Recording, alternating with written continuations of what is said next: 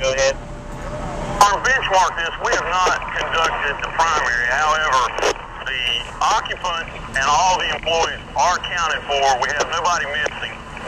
Primary was not possible due to heavy fire conditions. We have members now conducting a secondary search.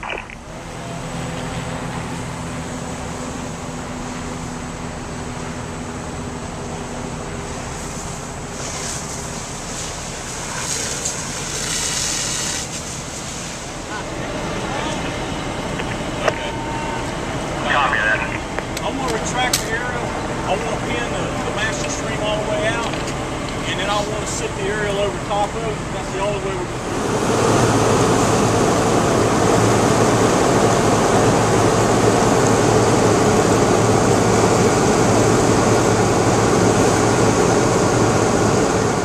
Copy that. Mike Wilson, Battalion Chief, Battalion 2, Charlotte Firefighters. We had no reports of victims.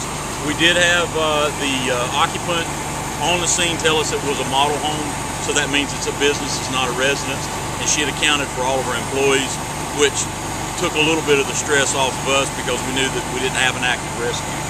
Any indication as to what happened?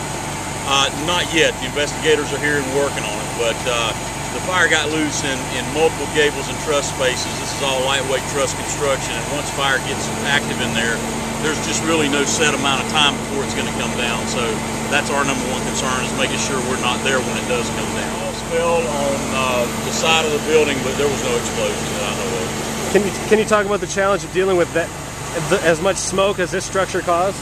The smoke wasn't as much of a problem as the structural instability that had been exposed to the fire, which caused us to have to be defensive at first and use heavy caliber streams to make the fire push back, and then very cautiously enter with hand lines and try to mop it up. And we went through that succession about twice or three times, I believe, before we were able to get a handle on it. Elevated position either over top of it, or actually what we did today is we drove the tip of the aerial with that 1,000-gallon-a-minute stream into openings on the side of the structure, the gable openings or windows, and that gives us 1,000 gallons a minute wherever we want it to go, and fires don't typically do well with 1,000 gallons. Firefighters, whether it be from the intensity of the fire or the heat itself? Not the heat or the intensity, but the safety issues came from the lightweight truss constructed roof assembly, which does not last for any amount of time once it's exposed to fire. And we had a structural fire when we arrived versus a room and contents is what we typically have. What happens is when fire gets loose in that area, those nailing plates being metal, they absorb heat and they simply fall out.